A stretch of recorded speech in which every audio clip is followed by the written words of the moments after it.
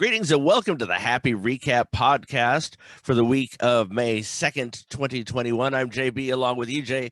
Glad to have you along on this week, and certainly an interesting week in Mets baseball, where most of you, if you played any type of sport in any type of league or a pickup game at work, whatever, odds are you scored more than the New York Mets. But other than that, certainly a good week for Mets baseball, wrapped up with a good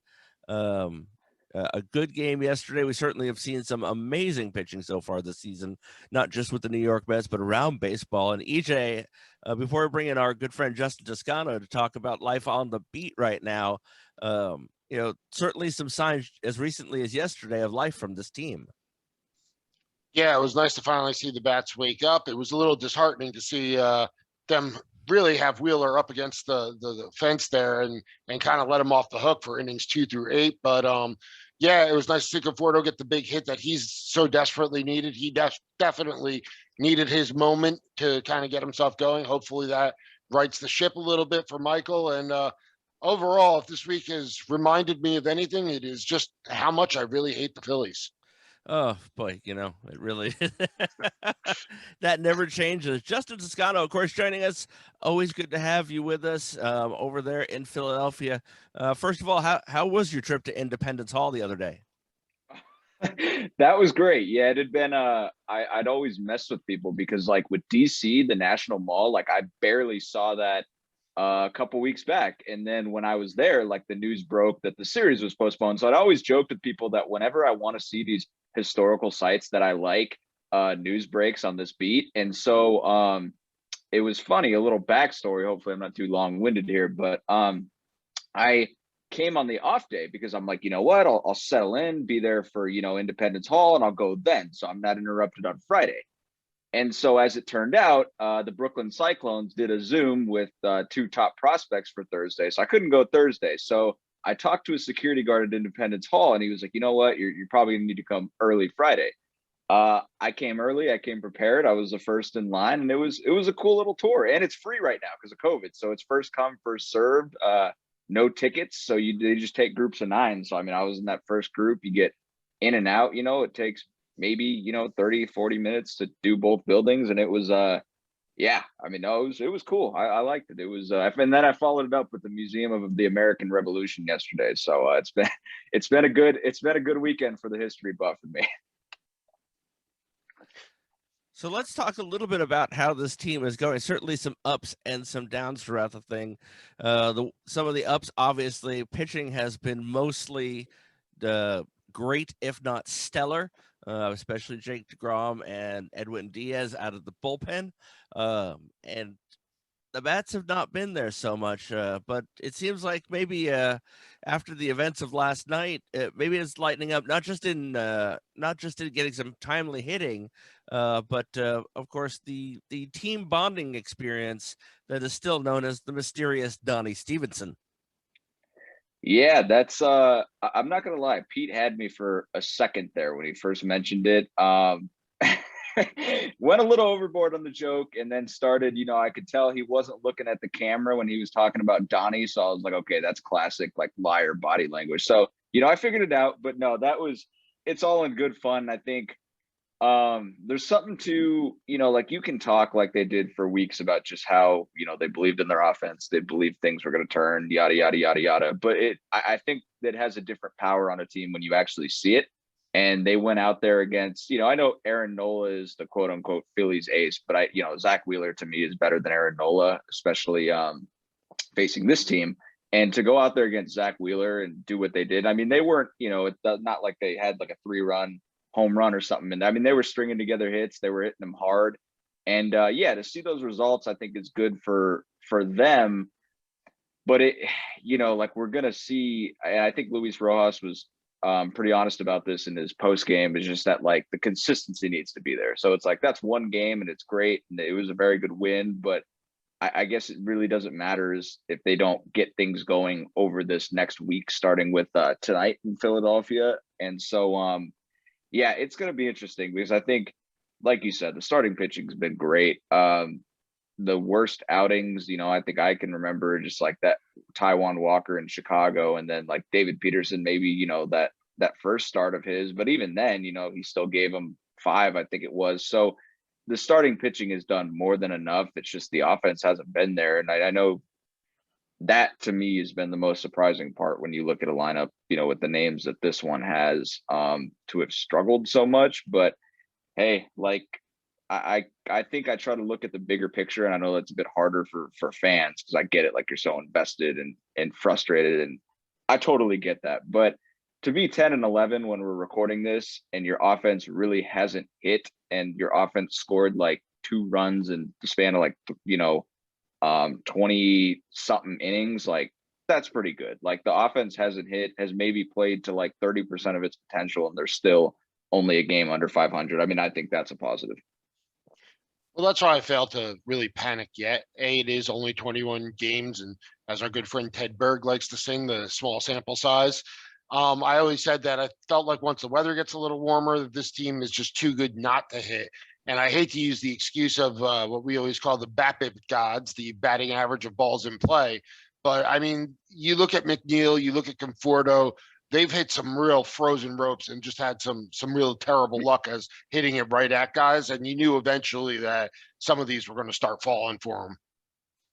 Yeah, I think that too, especially because like it was weird. And I don't know if you guys noticed this, but I feel like every little, most every frozen rope that was hit went right at somebody in April. And then I felt like, and this might just be me, so correct me if I'm wrong, but I felt like a lot of these bloopers or fly balls hit against, like to average outfielders. Those average outfielders, like Kyle Schwarber made like 3 great plays if you count the throw home in that series. But like JD Martinez made a great play. Like, so they're hitting these balls to outfielders you wouldn't be expecting to make diving stops or whatever. And I felt like a lot of those were getting caught too. So it was a really weird month. And then you go to, like Francisco Lindor. I mean, the last ball he hit Wednesday was absolutely scorched, and that was caught by Marwin Gonzalez. And then the first one he hit Friday was caught, and that was absolutely hammered. So it's just like you said, like I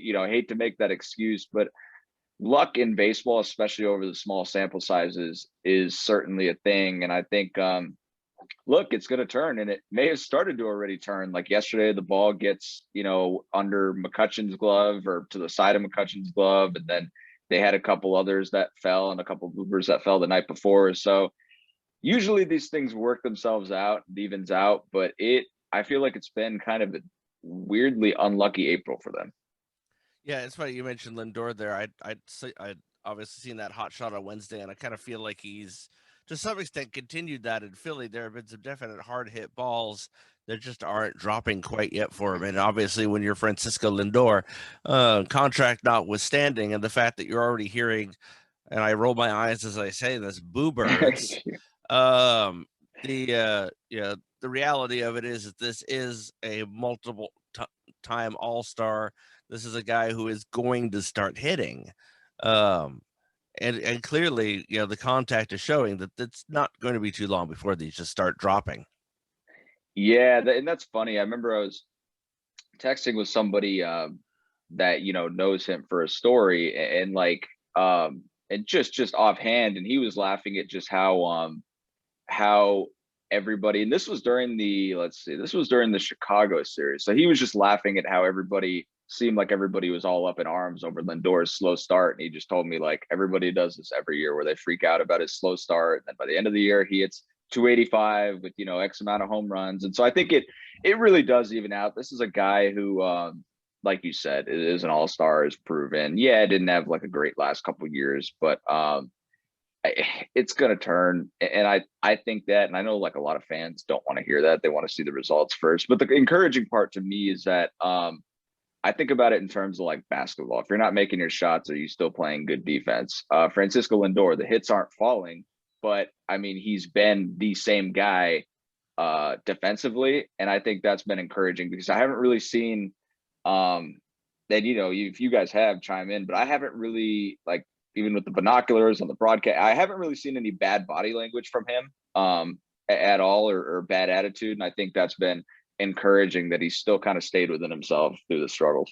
I've been looking for evidence of any type of defensive slump and not seen anything.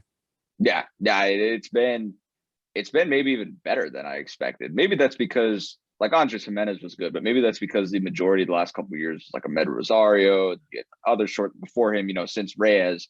But yeah, I have not seen any evidence of like bad body language, of just like, giving up on the defensive end, whatever it may be. But I think I'm certainly a big believer in that it's going to turn. That's just how sample sizes work. I mean, I guess sure, there's a chance he, could have a career, the worst year or whatever. But I just think that things really tend to even out, especially in a game, where a lot of it's predicated on luck and where you hit the ball. And now, especially with like guys being positioned a lot better than they were 20 years ago, even because of analytics. And it's yeah, it'll turn. But I understand the frustration, but I'm not gonna lie, I don't understand booing your star player this early when he's shown like somebody had a nuanced take on this on Twitter. I know that's like almost an oxymoron, but I saw one fan say that like they are fine booing if it's like an effort issue, but this isn't an effort issue. And I feel like I kind of agree. Like I don't think I've ever booed like a player of a team I went to cheer for.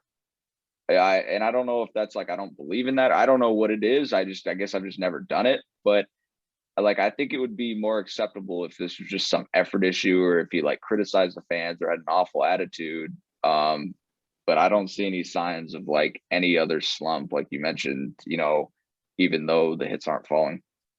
I've only done it once in my life, and it was when Oliver Perez refused to go to the bullpen for Willie Randolph, and Willie actually ordered him to get up and warm up one time, and he outright refused. It was the one time in my life I booed a Met, but it's kind of funny with Lindor. I remember when we got him, I called my dad, and I was very celebratory with him, and my dad's more of a casual fan. And okay, we got this great shortstop, and all of a sudden, 21 games in, he went from our shortstop to my dad calling me and saying, "Oh, your superstar shortstop hasn't done anything yet." And I'm like, "Dad, just relax, Dad. It's all good. He's gonna be just fine. Lindor's gonna come around. He'll be just fine." But it's funny though, as putrid as this offense has been, and it has been putrid, they still managed to have two of the best hitters in the league in JD Davis and Brandon Nimmo, and both guys go down at the hands of Philadelphia last night. What's the thinking on those guys?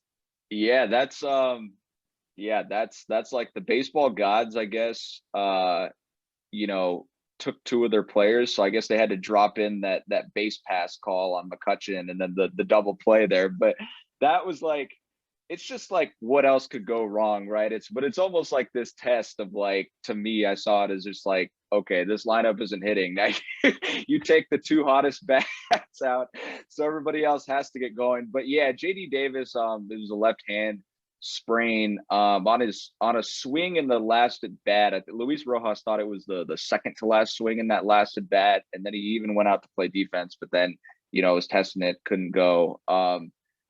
He's day to day, as is Brandon Nimmo, who hurt that index finger. And it was the way Rojas explained it was hurting him to like feel the vibration on the bat when he would swing and the bat would make contact with the ball. But those guys are day to day. It'll be interesting to see if they how they treat this, especially because they've had a lot of off days built into this point, and now they're going to get to the meat of the schedule with St. Louis, and then the D-backs back at home, and then kind of rolling from there. But it doesn't seem super concerning, especially because the x-rays on Nimmo's were negative, and they said that JD didn't require any x-rays. But that is the one concerning part. I mean, it is the same hand he hurt, like that left hand that he got hit by a pitch on in the first series here. So from that part, I mean, I guess you just never know, especially when it's been hurt before and he'd been wearing like that glove for it, like that mitt and things like that, and extra padding. But yeah, it's almost like that unfortunate. Nobody else is hitting, so now somebody's going to have to start because the two best bats might be out of the lineup for a couple days or more. That base running play was just your typical 6-6-3 double play, just like you drew it up in the spring. that was I don't know what I'm more surprised by, the fact that they called him outside of the base path, or the fact that Lindor missed him in the first place. Like I just we've seen a couple of those, like the my favorite play of the week, not favorite, but the Alec Boehm one where he had two options at a double play and he took neither of them. It's just I guess it's God, it's a funny game. So switching over to the pitching, where things have been rather stellar, going back to last Friday, obviously, one of the top starts, if not the top start of Jacob deGrom's career, one of the top starts in New York Mets history from a starting pitcher. At what point, I mean, from the press box, do you realize that Jake's not only got his A game, there's history making going on tonight? Yeah, so that was a weird one because sometimes like it's easier to tell, like his stuff looks super crisp and tight and things like that. But then you like for me, I thought about, well, there's no Juan Soto in this lineup, and that Nationals lineup without Juan Soto just is not very good. And but then he keeps mowing him down, right? So then by like the fifth and sixth inning, more strikeouts, more strikeouts, more strikeouts. And you're just like, for me, it was like around that point, the middle of the game where I was like, you keep like looking at the number 14 for his previous career high, and he's like inching closer. And I'm like, he's not going to stop, is he? Like he's always been held like to that or slightly under it. And then like you look at his stuff, and I was like, he's not going to stop. So fifth, sixth inning, I was like seventh inning, like his stuff was just so good that I was like, they are really like, I was like, he's probably going to go the distance if nothing happens, because they are really just like, not only were they were hardly getting a bat on it, but just like the body language from those Nationals hitters as they went back to the dugout was just like they were completely like overmatched. Not even so much as frustrated, as just befuddled, confused, baffled at what they'd just seen off the mound. And so I think that starting at the middle of the game, I was like, wow, this could be a really special night, especially because we had the stat about the most strikeouts through 4 starts and things like that too. And you're just like putting that in perspective. But it's hard with a guy like deGrom, a guy who doesn't have a no-hitter, because he's had so many great performances that it's almost like hard to rank them. And it feels reckless because like he could turn around and do something 2 starts later that tops it, because he's had so many great performances in his career. But yeah, like you said, statistically, I mean, this one has to be, at the top. I mean, if you want to factor in others for different, different factors into others, but you're not going to find a much better one than this one, if a better one at all. But I think it was that middle of the game where the Nationals just had no chance, and his pitch count was low. And I was like, this guy he's not going to be stopped tonight. Well, that was the most amazing thing. Usually in a high strikeout tally game, usually you're running up your pitch count pretty high, and he was just so economical. I mean, I don't think he got into a lot of 2-ball counts, never mind 3-ball counts. He was just getting them up and getting them out in 4 or 5 pitches per batter, which has made it just absolutely so much more amazing. It was like he wasn't there to screw around. He was there to basically just shut them down, and that's exactly what he did. And I personally, I grew up watching Doc. I didn't see Seaver in his heyday, but I saw Doc in his heyday. That was the most dominant performance that I think I've ever watched personally. And I've never damned Major League Baseball for that 7-inning doubleheader rule more than I did that day, because I genuinely have curiosity. Hey, did he have 2 more innings in him? Could there have been 5 more strikeouts? Who knows? I don't think in this day and age that Louis would have allowed for that, but you can always say what if. Right. Yeah. And I think that game against the Nationals, it almost reminded me of spring training, because in spring training outings, like deGrom will go out and sometimes he'll just, after the outing, I just want to work on my fastball. So he was just blowing them by guys, and it's like, I just wanted to work on, this and the da-da-da-da. Or he was like, I remember that first one against the Astros, he's like, fastball's really working. They couldn't hit it. So me and McCann figured, why not just like stick with it? And that's what it felt like. In terms of the pitch count, was like he was just getting guys 0-2 like that, like snap, and he was working quickly, and it was like they just couldn't hit the fastball. And at a certain point, like for him, I mean, I was like, this guy, I mean, he probably could have used just the fastball and still won that game.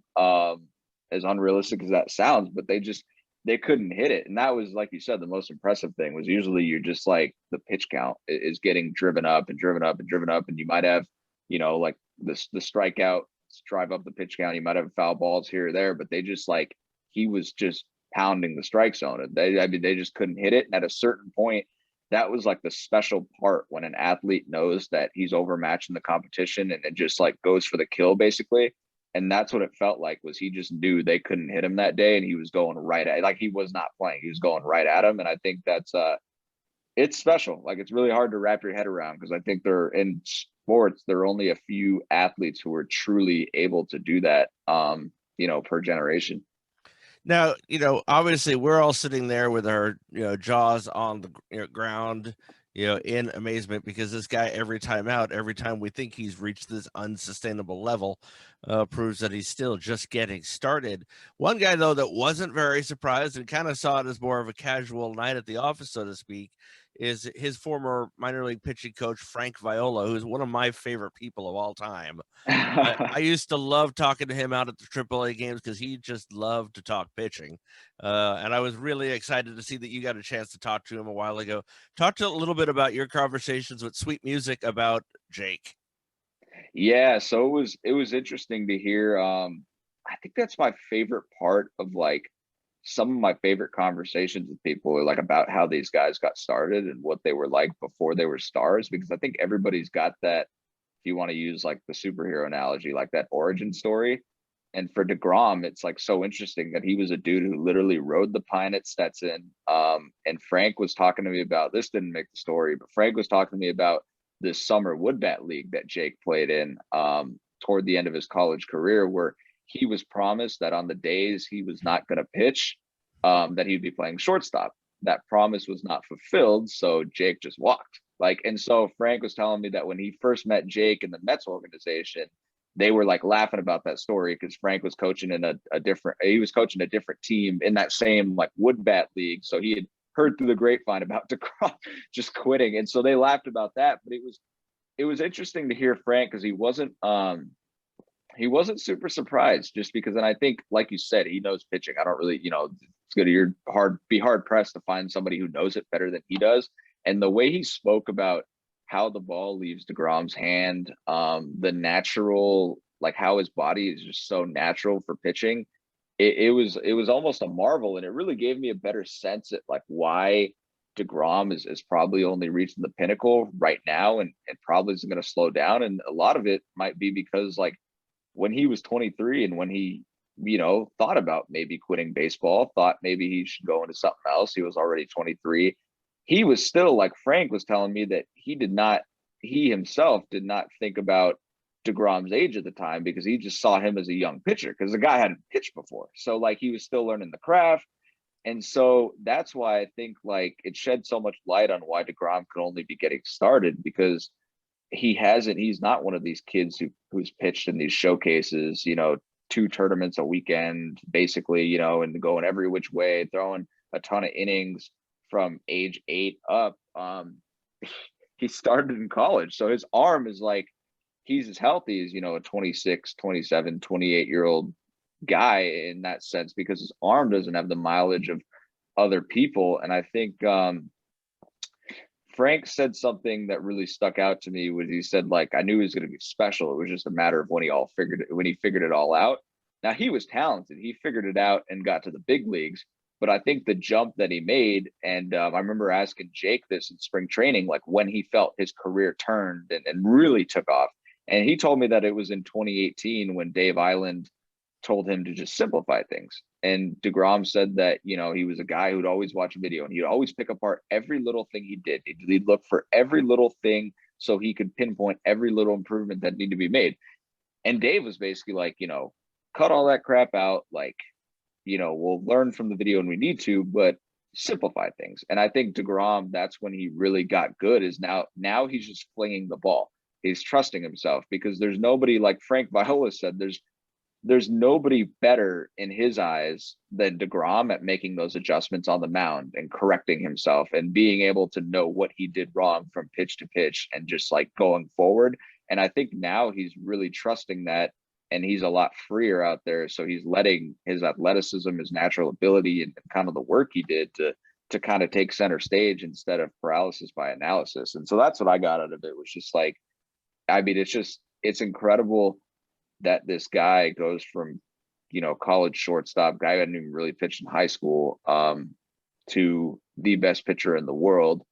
And I don't say that lightly. Like, he's better than Garrett Cole right now, and I have no issue, saying that. For a long time, I've said arguably the best pitcher in baseball, and in stories I've written, but like they're really, there's not much of a case for anybody else right now. But I think it just goes to show like how DeGrom, like how guys just bloom later than others. It just goes based on opportunity, and it's really, I know his Stetson teammates probably laugh at where he is now because they remember him as the jokester riding the bench. When I look at DeGrom, and EJ knows the story that when the Mets were in AAA in Vegas, I would see them when they'd come up to Tacoma. And one of the games I was going up there for, Jake DeGrom was starting. It was his second start in AAA. So, of course, here in the great world of social media, I talked to a couple of our minor league experts that are around, and they're normally really, really on with their analysis. And by and large, they just said, yeah, he's a throwaway. He's only up because he was on turn when so-and-so got hurt. And I remember calling EJ during that game, and we actually did an episode of the podcast from the stands. And I'm just like, I don't know who this dude is, but he's no throwaway. And who is he working with again? Frank. Right. He's back with Frank. And I think the one of the things that maybe we don't go with a lot of credit for Frank is that he must have rang some alarm bells and said, guys, you got something here, because 6 months later he was in the bigs and hadn't looked back. Yeah, that's an interesting story too, because I know like Frank was telling me, it's interesting to hear those guys say he was a throwaway, because I remember Frank was telling me like even Jake's first rehab start after Tommy John, like this must have been 2012, I think it was. He was telling me like the entire Mets brass was there. Like, and he was saying, so that was his way of making the point. Like, they knew they had something special if this guy could figure it all out. Like, it was just, so they knew about that. But I think, yeah, I mean, it just goes to show for Frank. I mean, when Jake told him, maybe I should just try something else, and Frank goes, like when you make your first start in the bigs, like just make sure you get me tickets to your first game. And so it's just, it's funny, but yeah, I think I think it's a lot of the prospect guys know a lot. So I'm not dissing them, but I just think it's, when you work closely with somebody, and I think that's what Frank saw and Jake was, he knew there was something special, but then he was telling me like, when I saw the way he worked, when I saw the way he cared, when I saw everything he had in him, the way he thought about the game, how passionate he was, how much of an athlete he is. He was like, I just knew that he was going to be good based on that. It was just a matter of the other stuff because he is such a good athlete. But yeah, that's super funny. Yeah, I mean, there are like countless guys, especially in baseball, because it's just so tough. I feel like in basketball, at least for me, or football, like it's easier for me to pinpoint like, hey, this guy is really gonna be a difference maker at the next level in some facet. But in baseball, it's just like I just don't have the same eye for it, or maybe it's just tougher, or maybe I don't have the same eye for it. But I don't know. It's just hasn't looked back as a term for it, and he's in the lead for his third Cy Young if we're looking at the early bird 1 month in special there. Well, the best thing about him getting such a late start into the world of starting pitching for us Mets fans is here he is, age 30, and I mean he doesn't have those miles on him like guys like Scherzer did when he was entering his age 30 season. He's got so many bullets left in that arm, which is it's why it was funny the other day. I think it was Anthony Tacoma who posted a poll at its height. What's more exciting, Harvey Day or DeGrom Day? And to which I just replied, you're assuming that DeGrom Day has reached its height. I'm not even sure if we're there yet, because I think the best still might be yet to come.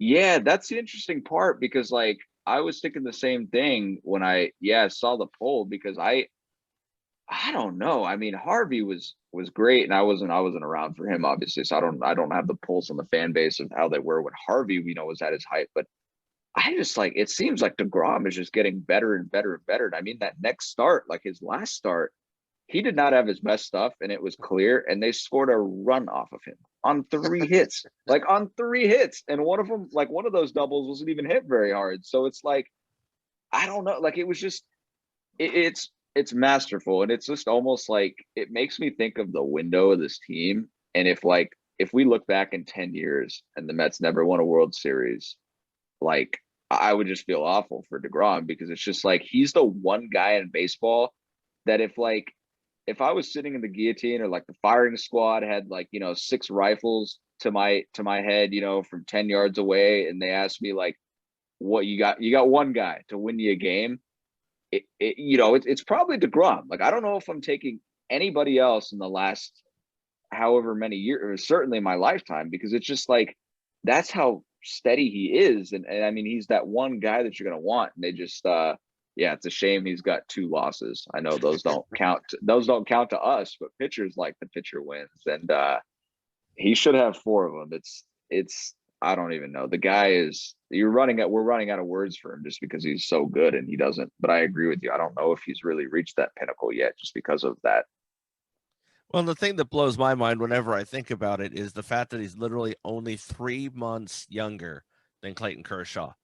And you think of Kershaw as this hardened, long-term veteran on the verge of retirement. His career arguably has peaked, and here's Jacob deGrom, just 3 months 3 months younger, and he's acting like he's 3 to 10 years younger.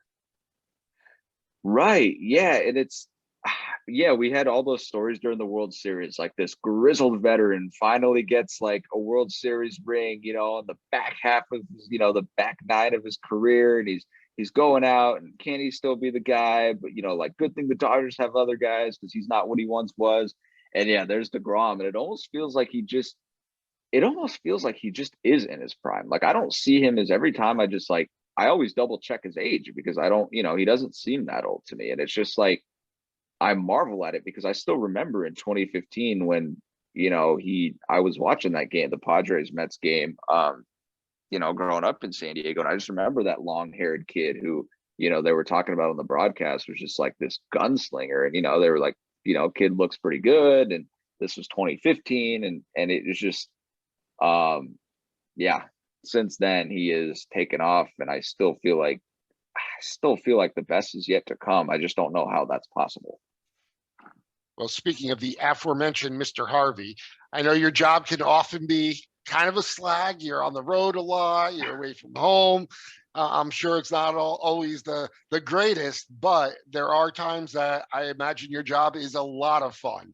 And if everything holds true to form, in 2 weeks' time, Matt Harvey is going to be on the starting mound at Citi Field as the Baltimore Orioles starting pitcher. And how much fun is that going to be for you to cover? A lot of fun, because I just feel like the relationship the fan base has with Harvey is really special. He had all those issues during the end of his Mets tenure and then after it, but it's just like the way it really speaks to what he did at his best here, with the way he's still revered in some sense, and the way fans, still want to see him succeed in Baltimore and still want the best for him. And it's so cool, because baseball is that game where you can really, you can really revive your career. You can have a good season on the back end of your career. And I think, like, if everything, God, fingers crossed, because I would love to cover that. And that's one of the cool moments of the job, in baseball especially, because I feel like we don't see that in a lot of other sports. But in baseball, it's like this older starting pitcher with all the, issues in the past, and just trying to find something, extend his career. Like, he's having a good year by his standards, and he's really holding his own there. And so, yeah, that would be incredible, just with the storylines of a couple of these guys on this team, having played with him, and the fans, like back in the place he used to basically make an event, every 5 days. Stories like that are just always special to cover, because how much whether the athletes, they might feign a little bit of how they don't care, but you just know how much it means to them. Well, you talk about the stories that are to come with Matt Harvey, and we talked about the story about Frank Viola. In about the 2 minutes that we have left, I wanted to give you a chance to tell people how they can read your writing, because these articles are fantastic, and basically every Met fan needs to be in on this. So please let people know how, besides just following you on Twitter, which is awesome, how they can read the goods.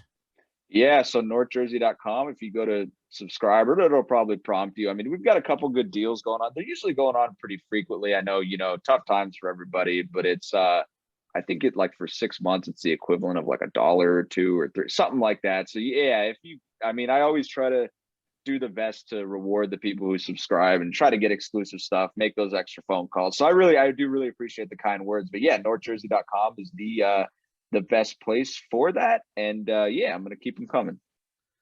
Well, it is always a pleasure, my friend. I always enjoy having you on the show. I know EJ does as well.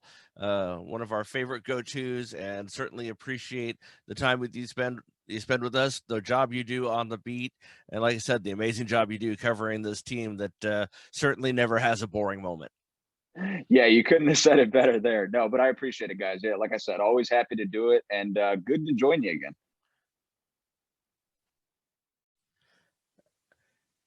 Always great to talk to Justin Toscano, and I tell you, it's worthwhile. Make sure you head over to northjersey.com, take advantage of one of their deals because dollar for dollar, his articles are worth it alone as a Mets fan. Because I mean, EJ, I'll be honest, I don't have a tremendous amount of interest in North Jersey news. I know that's a little shocking for somebody living in Oregon, but I'm there for the Met coverage, and it's I am more than a reasonable price for it. And certainly the level you get from Justin is top notch, absolutely top notch.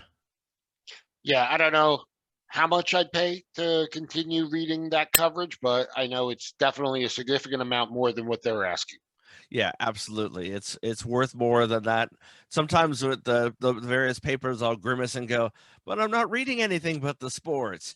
But I it's not even a consideration there because I'd pay more for the sports than what you're charging me. So it's good stuff, and always great to have him with us and hear from the road there what's going on in Philly. And certainly, we talked a little bit about last night's game, Zach Wheeler, and I want to echo a little bit of what you said earlier on and before we started the show.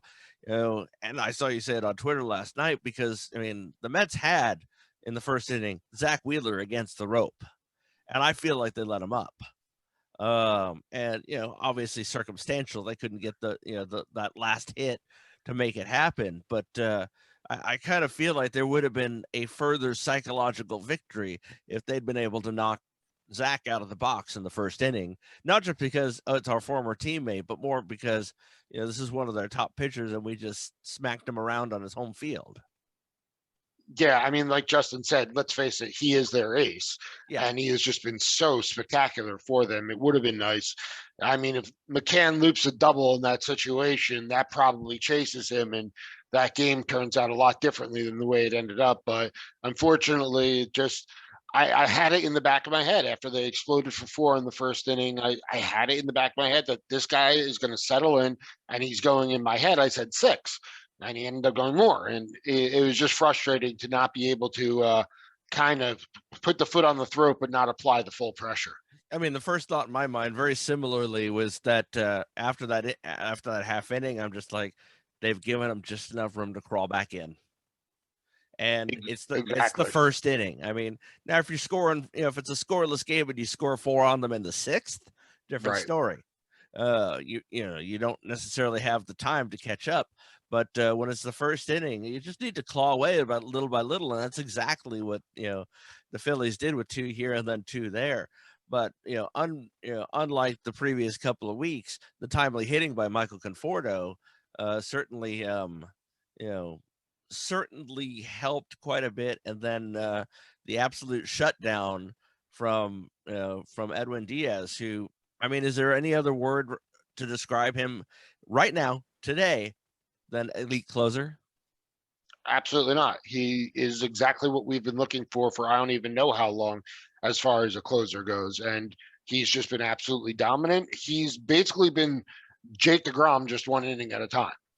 I mean, you're absolutely correct. I mean, he's running a 1.80 ERA this season.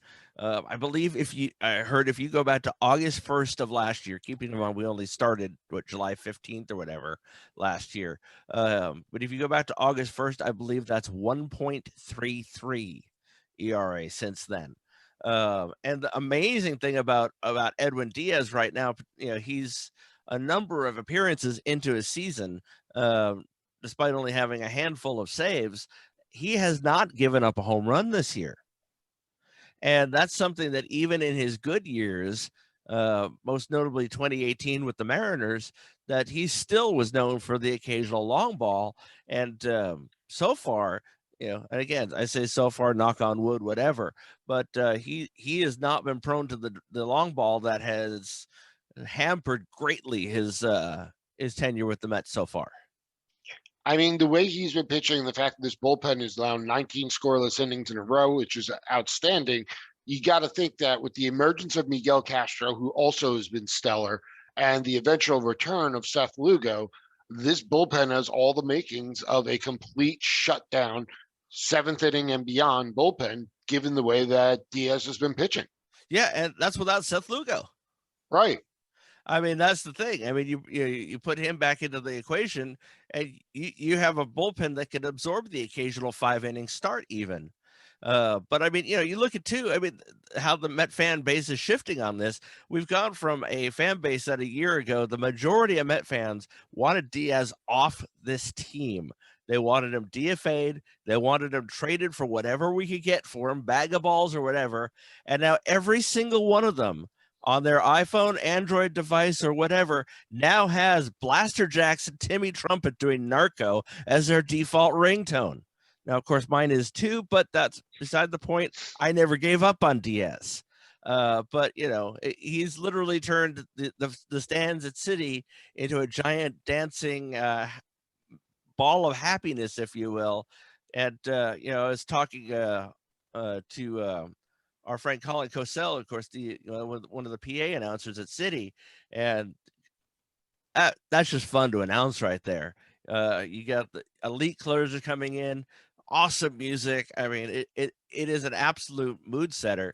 And as he said to me on Twitter, it's like, that's the difference, even having 20% of a crowd, the energy, because he was using that song last year and nobody noticed. Yeah, it's supposed to be fun when your closer comes in the game.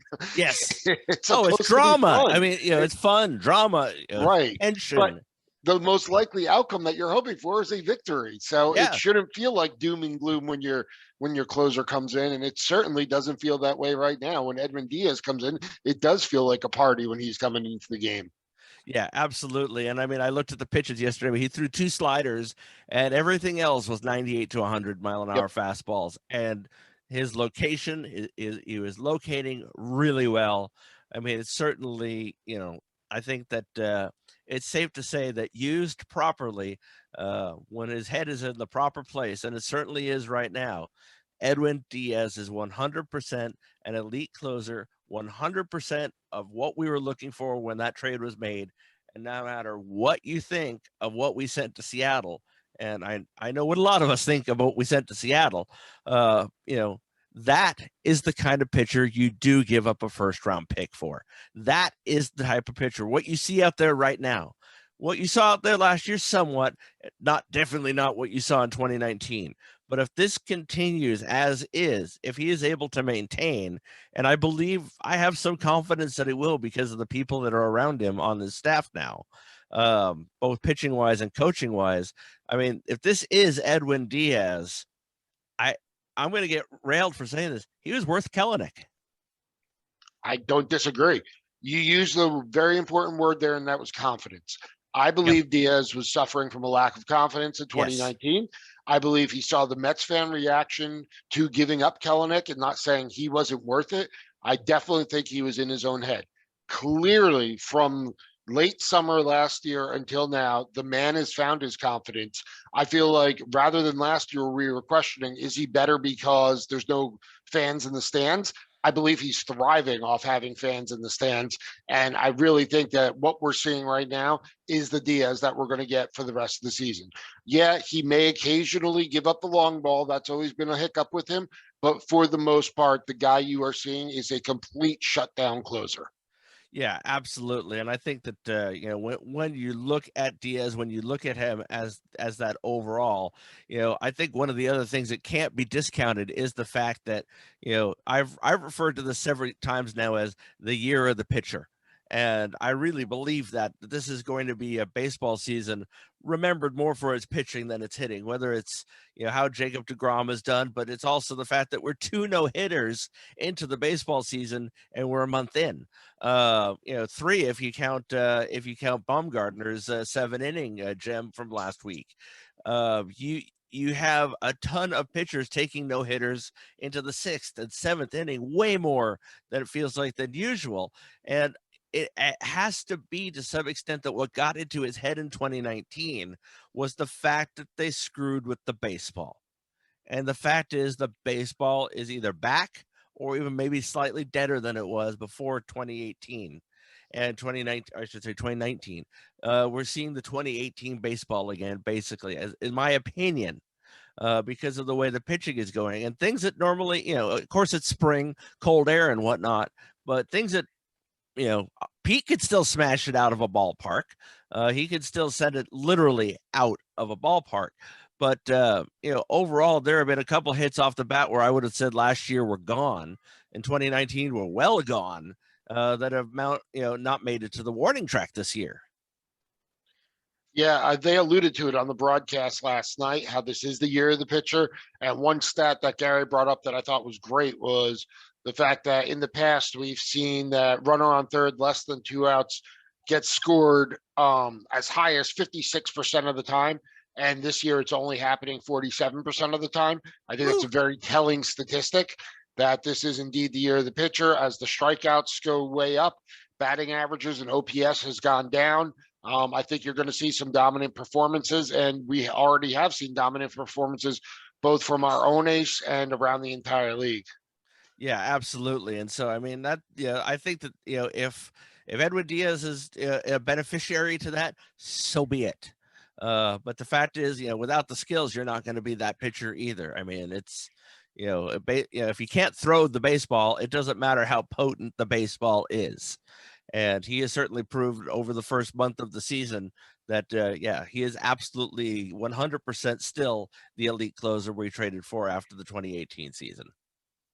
For sure. And I think this entire staff has gotten to benefit from it. I think our entire bullpen certainly is benefiting from it. And I mean, like I said, when Lugo gets back, the best is yet to come because I can't recall the last time the Mets had a complete 7th inning and beyond shutdown bullpen. And I'm really excited to see what that actually looks like. Yeah, me too. We got a good week of baseball coming up. Should be fun. Starts, of course, tonight as we're recording this. Tonight's game is yet to happen, the Sunday night baseball game, and of course we can all bemoan Sunday night baseball. But it's the Mets. We'll survive. But I'm looking more forward to the baseball that's to come than the baseball that is. Always love playing the Cardinals. Always love Keith's perspective on them, and it's always usually a pretty good series. So definitely looking forward to that as well. Absolutely. And of course, again, want to thank our guest, Justin Toscano, for joining us, NorthJersey.com. And of course, Justin Toscano, Toscano is the Twitter handle. So make sure you're following him on Twitter for when those articles pop up and for his insights throughout the day, and especially during games. EJ, any final thoughts, my friend? Let's go Mets. Absolutely. Let's go Mets.